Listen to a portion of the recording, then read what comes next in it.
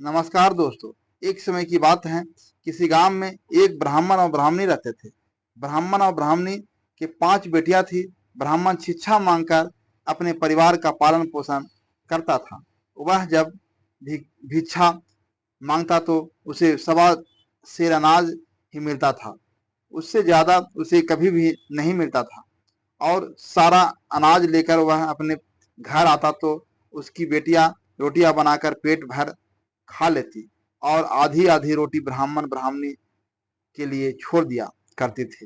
एक दिन ब्राह्मण ब्राह्मणी से बोली, आज मैं जो अनाज लाऊंगा उसमें से आधा अनाज बेटियों को दे देना और बाकी आधा रख लेना। जब वह सो जाएगी तब हम दोनों रोटी बनाकर पेट भर खाएंगे।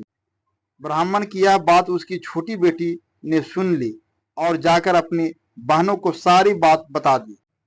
अगले दिन वह पांचों आधे अनाज का भोजन खाने के बाद वह चारों सोने चली गई।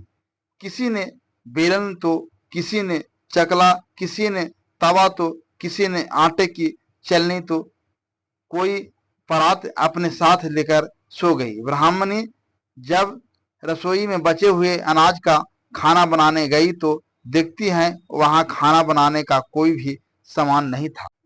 बोली, आटा गूंदने की परात कहाँ है? तो बड़ी बेटी बोली, माँ मेरे पास है। ब्राह्मणी बोली, आटा सानने की चलनी कहाँ है? दूसरी बेटी बोली, माँ मेरे पास है। ब्राह्मणी फिर बोली, रोटी बनाने का चकला और बेलन कहाँ है? तो उसकी तीसरी और चौथी बेटी बोली, माँ हमारे पास है। ब्राह्मणी बोली, अरे तवा कहाँ है? तो पांचवी बेटी बोली, माँ मेरे पास है।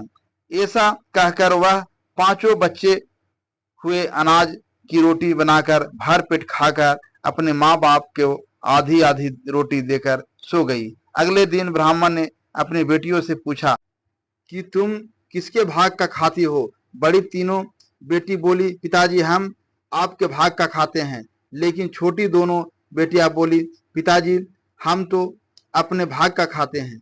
यह सुनकर ब्राह्मण को बहुत दुख हुआ। दिन रात जाकर मैं इसके लिए भिक्षा मांग कर लाता हूँ, तभी यह खाना खाती है। तो यह ऐसा कैसे कहती है कि अपने भाग का खाती हूँ?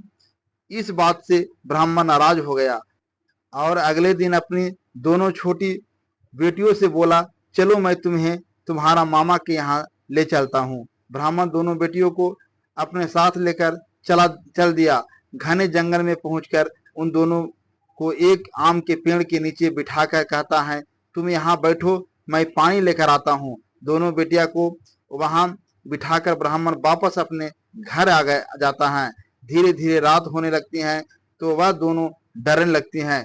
तभी उस आम के पेड़ से 2 बंदर उतर कर आते हैं। बंदरों को देखकर वह दोनों डर जाती हैं।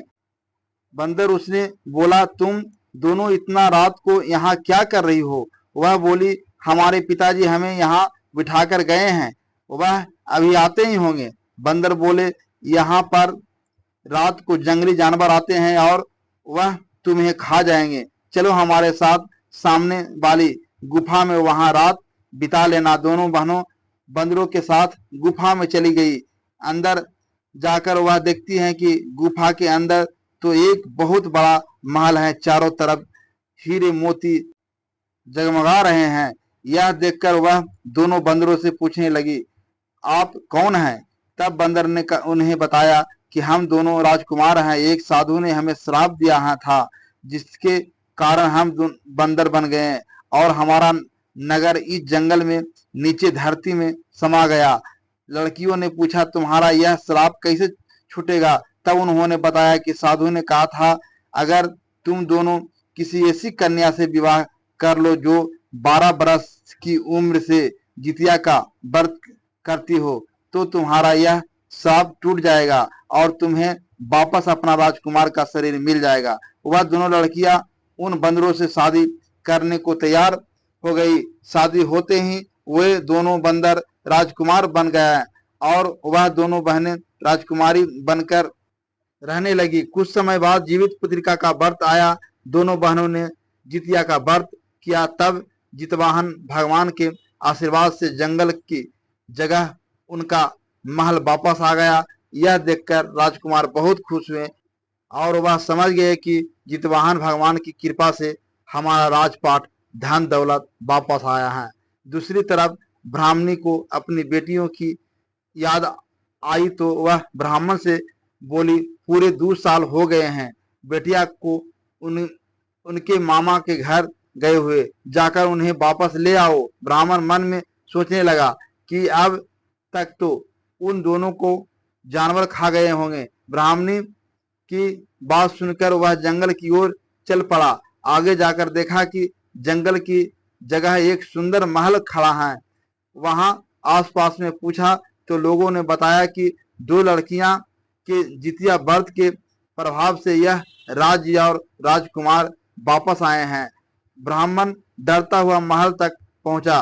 ब्राह्मण को देखते ही दोनों बेटियां दौड़ी हुई उसके पास आई और अपने पिता का खूब आदर सत्कार किया और जितवाहन भगवान की कृपा की सारी बात ब्राह्मण को बता दी। ब्राह्मण दोनों बेटियों से हाथ जोड़कर माफी मांगने लगा। दोस्तों, अगर यह वीडियो अच्छा लगा हो तो हमारे वीडियो को लाइक शेयर अवश्य करें। धन्यवाद।